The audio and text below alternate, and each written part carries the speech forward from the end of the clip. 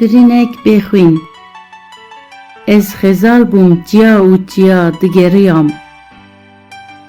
Ez berfîn bûm li ser çiyan xemiliyam. Ez kevok bûm li navbera daran diqiriyam. Ez rihan bûm li zozana hêşîm bûyam.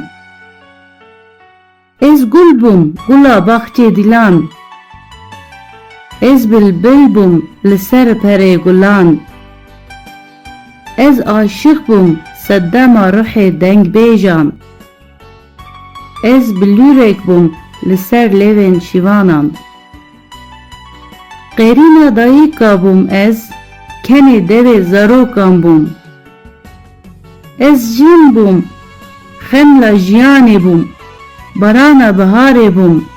Ez axîn bûm, ez nalîn bûm. Ez Züleyha bûm, ez zîn bûm.